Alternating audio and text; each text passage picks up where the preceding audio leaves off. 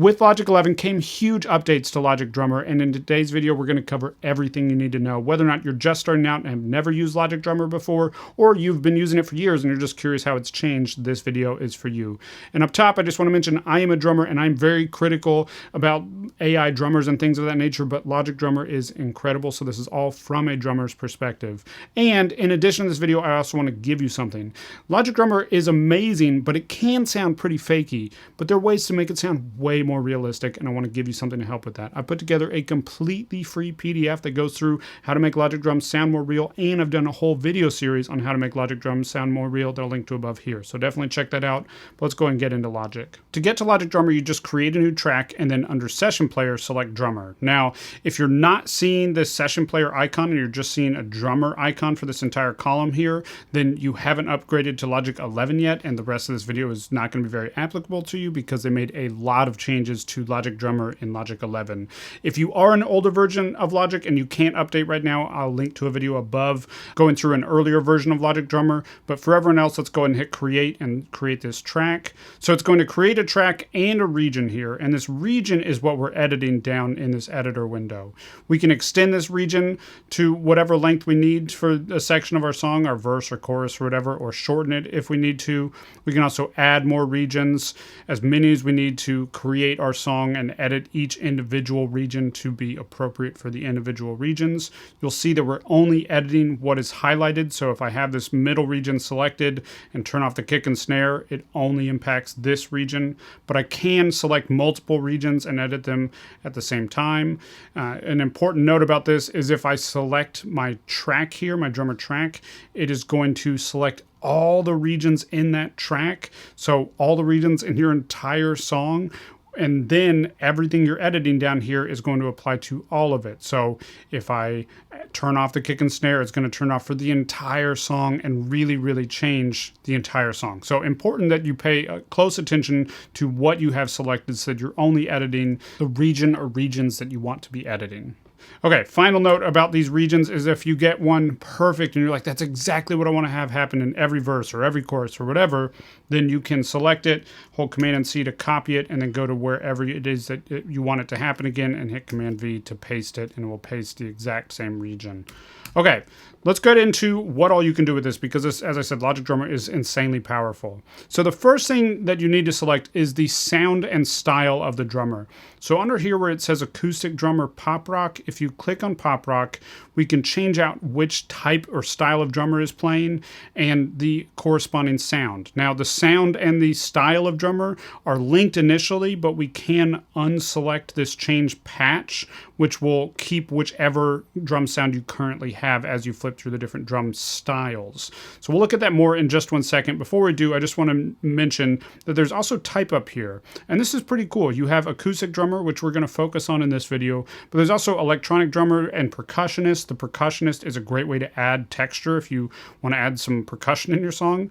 And each of these is tailored and has different elements depending on which one you select. So songwriter has a cajon and claps and tambourine and different shaker. If you go to pop or Latin, you'll get some congos and bongos and things of that nature. So really unique sounds that you can use to layer in different textures. And same thing with the electronic drummer. They have very different sounds, very different kits, and each style that you select here, electronic, alternative, modern 80s, they each have their own sound in different styles, which is pretty cool and could be a neat thing to try to incorporate in your music. But as I said, we're going to be focusing on the acoustic drummer in this video.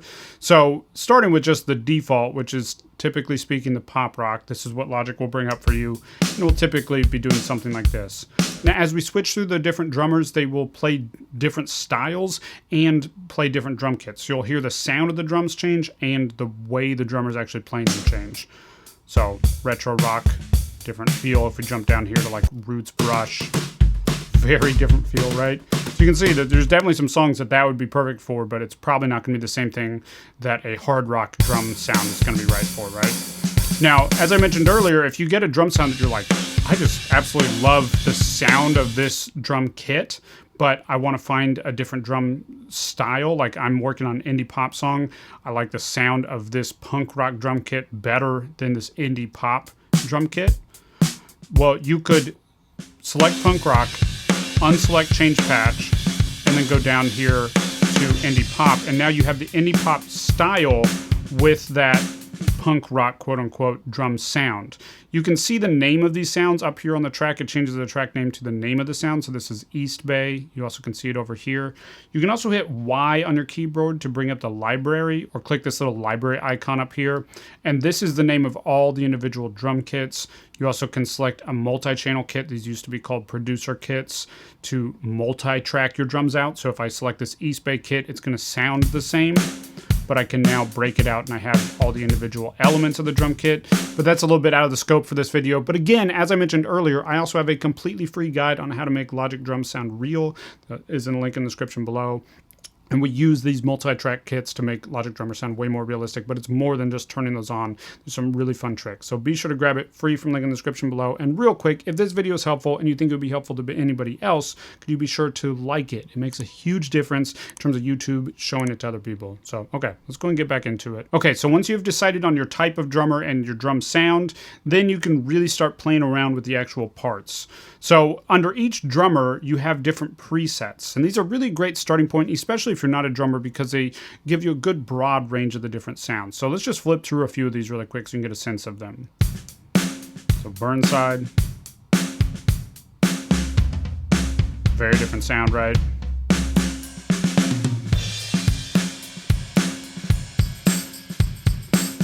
So this is a good starting point if you just want to kind of play around, get like the general feel right for what you're looking for. And then we can get in here and really customize anything. So let's go and just put it back on that starting point Burnside. And the first area that I'd recommend you play around with is the complexity and intensity. So complexity is basically how much it is doing. This is how involved it's going to be. We can either be pretty involved, pretty active, or really strip back very simple, right? And then intensity is how hard it's hitting. And this is not just volume, this is how hard the drummer's hitting the samples that are being played. You know, so to very, very, very soft, right? And it feels very soft. And you could have that intensity where one region is really low, the next region you bring it up a little bit, the next region you bring it up a little bit, and you let it build and build until you get to be really high intensity. So I love these. This is a great simplification of the way it used to be. I think it's a good improvement. Okay, so after that, we have a selection for 3 different things that the right hand could be playing. If you're assuming it's a right-handed drummer, you would be playing either the hi-hats, the cymbals, this could be the ride or the crashes, or the toms. So you can play around with these in different sections. So in your bridge, maybe you go to toms, it's very common. And then in the choruses, you're rocking on the ride or you're crashing. And then in the verses, you're on the hi-hats, right? So you could be doing the exact same rhythm, but just having that right hand change can really change the feel. And then with each of these, you have different patterns that you can select. So you don't have to change these. If you like what this initial preset gave you, you could just play around. Well, in the verse, this is on the, you know, it has no cymbals. Maybe you can also have none of them selected, or you have it on the hi-hats, or you have it on the floor tom, whatever you want. And then in the chorus, it goes to the cymbal, and then it goes back to the toms, and then in the bridge, it's on the hi-hats, whatever you want. You can play around with just changing these things on the different regions and the different selections, and that's going to help your drum part evolve a lot. But if you want to take it up a notch and really customize it, you can also get in with each of them and change the pattern that they're doing. So it's basically, you know, 1 through 4 or 5, however many, it changes a little bit depending on what you're on. And each one basically evolves from simplest up to most complicated, most involved, again, kind of complexity. So you could have the hi-hat here where it's fairly simple, or you can go all the way up to 16th notes, right? Or a little bit of a simpler accent pattern, or this kind of offset syncopated accent pattern. This is accenting on the ands or accenting on the downbeats, right? So you can play around with this, and you're seeing here, this is just 4 beats with 16th notes. So you can see the pattern that's being played on that hi-hat, and you can change these. Again, for each one, it's a little bit different for what makes the most sense for which one you have selected. So we'll go ahead and keep it on hi-hat for now. And then with the kick and snare, you could turn either of these off. So you could have it just on hi-hat. You could add just the kick in. You could add just the snare in, take off the kick, or you could have both. And with this, you have these patterns that you can change out. Again, basically from most straightforward up to most complicated down at the bottom, most busiest, if you will. So all these sound pretty great. And they're all just a little bit different. There's no right or wrong here. It's just about getting to fit the right feel in your song. I think for this demonstration purposes, I just want to have a pretty straightforward one here. I like this one. That's cool. Okay, so getting those patterns right is really, really key. And then the last thing on this window is these three knobs over here. So these two are linked. They're correlated, if you will. So fill amount is just how often it's doing fills. If you have it 100%, then it's going to be doing these little transition-y fills constantly. It's basically anything other than the main rhythm. How often is that happening? That's your fills. You can also go down to none, which is just going to be playing that straight rhythm. Now, one of the best ways to imitate a real drummer is to do less fills. A lot of people, one of the biggest mistakes they make is they just have way too many fills, and it's very distracting. In a lot of cases, a good drummer is less is more. It's just playing the straight pattern. It's doing fills at appropriate moments, just going into the transition in the next area, nothing else in between. So you can see here, if we look at our region, if I have it on 0, there's no transition, there's no fill there. If I turn up just a little bit, it doesn't do anything else in this region, but it just adds that little fill right there. And then the complexity is just how complex are these fills. So that current fill, it's nice. It's a kind of simple but somewhat complex fill. We can go even simpler. We can also go even more complex. So you can play around with these two knobs, just kind of jiggle them to get the fills that you want. It will generate each time you change it. It's going to give you a different fill, so you can keep playing with it until you get the fill that you want. Right? So definitely play around with these. You know, less is more with fills, so I encourage you to do less fill amount. But there's some songs where, hey, maybe in just one region you just want the drums to be doing constant fills. It's just every opportunity they have, right? That might be totally appropriate. Again, in this case, we're going to do very few. Okay, now let's go and move on from the main to the details tab here. And here, this is where we start to get into some really, really cool kind of advanced stuff. So ghost notes are basically the in-between rhythms that the snare is playing. So if we crank this way up, it'll be very obvious. It's all that stuff other than the snare just going do-ga, do-ga. It's doing the do-da, do-ga-ga, do-ga, do-ga-ga. So you're hearing all that stuff. If I take this all the way out, you don't get any of that stuff. You can do just a little bit of it. A little bit can feel very realistic, but sometimes you want that very tight, straight sound. Taking ghost notes out can really help give you that. You can go really extreme and you just kind of have a very flourishy drum part. Nothing wrong with that. Just not appropriate in some songs. So play around with that knob. It's a very single knob, but it's very powerful in how much it can change the feel, even if the overall rhythm is exactly the same.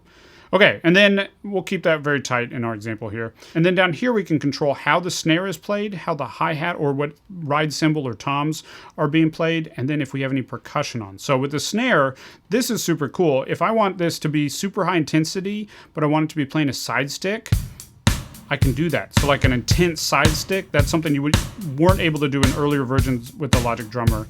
I could also make it a rim shot, which is like the hardest kind of hit you can have. You're getting a little bit of the rim, so it adds intensity to the snare hit. And keep it on center. Or this very odd option that they included, tom. As a drummer, I would never do this. I'm really honestly not sure why they have that. But you can also keep it on automatic if you're just not sure. You could have it build where, you know, in the verses it's center, and then in the choruses you want it to be just a little more intense, so you move it to a rim shot. Or in the verses you put it on a side stick and it's going to be a little bit smaller, right? So you can play around with this. And then hi-hat, we have closed, which is kind of that nice tight sound on the hi-hat. Half closed, starts to open up a little bit. It's just a little bit looser. Half open, you'll start to notice this. Starts to feel a little more open, a little higher energy. And then open. Now we're rocking a little bit. And then wide open. Now we're full rocking. And then if we have the ride selected, or cymbals selected, if you will, then we can select that it's only on the ride. We can select that it's only on the ride bell. We can select that it's crashing on the ride, so rocking out a little bit more. Or we can select either of the two crashes that they have. And these sound pretty different. So you want to be sure you select the one that you like the sound of that fits best for your song. So yeah, very cool that you have control over those options. And then finally with the toms, you could just select, you know, do you want on the low, mid, or high tom. In a lot of cases, low is most appropriate for something like this, but in some cases, you might want it to be on that higher tom and be kind of a tighter sound. I've definitely done that as a drummer before. We'll just go back to the hi-hat and let's keep it on this kind of tight sound, close sound. And This last option here in the middle is percussion. So we can do a tambourine, shaker, or claps. And basically it's simplest to most complex, 1 through 3 for each. So tambourine 1 is just going to be on the 2 and the 4. In this example at least. 2 is going to get a little bit busier. And then 3 is going to be even busier. That's kind of cool. Same thing with the shaker. We'll go and jump up to shaker 3. So we'll go ahead and keep that for now. I think that's pretty cool. And then on the right side, we have these 3 knobs and the tempo option. So the tempo option, if we go into halftime, it's going to do that exactly that. It's going to half the time. If we go into double time, it's going to do it. You guessed it, double the time. Not really appropriate for this example, but you can see how you might want to use that. But in most cases, you're just going to want to keep that on standard. Okay, now the feel, dynamics, and humanize options, these are important to understand, but in most cases, I would say just leave them alone. For most examples, the default here is going to be exactly right. But basically what we have here is push. If we zoom in on these hits should be more or less right on this beat, right? You can see where those hits are lining up. If I push it, then they're going to be a little bit before the beat. So it's going to feel like the drummer's rushing the beat a little bit. Literally pushing it a little at a time. If I pull it, then it's now going to be a little bit behind the beat. Now, there's reasons that you might do that, but in most cases, you're going to want to have this more or less right on 0 or maybe pushed or pulled just a little bit to add a little bit of a realistic feel. But in a lot of cases, real drums that are recorded, you spend a lot of time editing them to be perfectly on. Now, humanize is a little bit different. Humanize is going to basically add a little bit of variation between the hits so that they're not always happening perfectly in time with each other.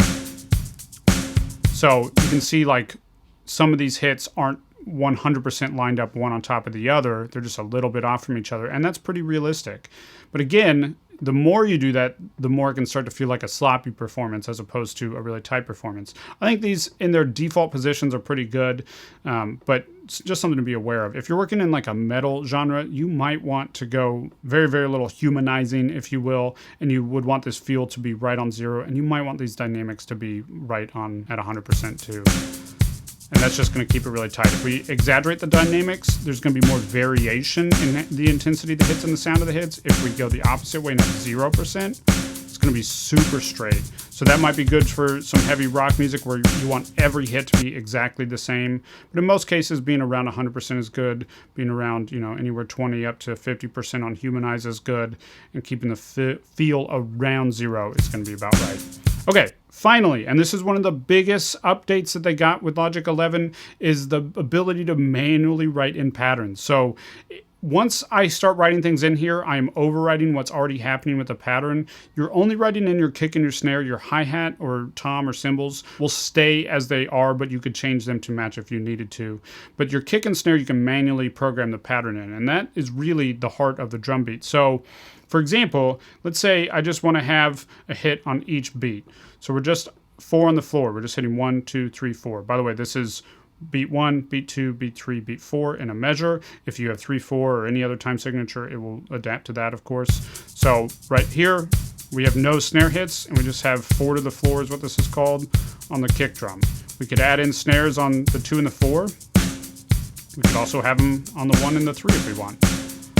We could also get super funky with it and have nothing, and then, right? Just a totally different kind of rhythm.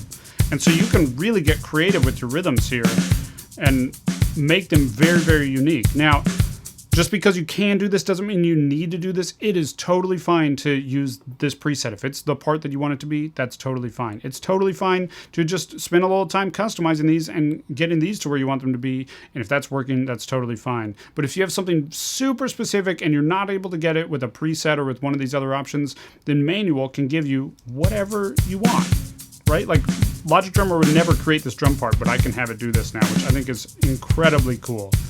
So So you can see how powerful this thing is, right? It's kind of insane. You can make it do exactly the right thing for your song. You can get the exact right drum sounds for your song. You have so many options, and it's really easy to work with, which I think is important. Now, again, it can sound fakey, but there's some really simple mixing things that you can do to make it sound way more realistic. So be sure to grab the free Make Logic Drum Sound Real checklist from the link in the description below. It's really going to help you out. And before you go, I'd love to hear from you. Have you used Logic Drummers in your song? Let me know what you think down in the comments below. If this video was helpful, be sure to like, comment, and subscribe, and I'll see you next week with another video. One thing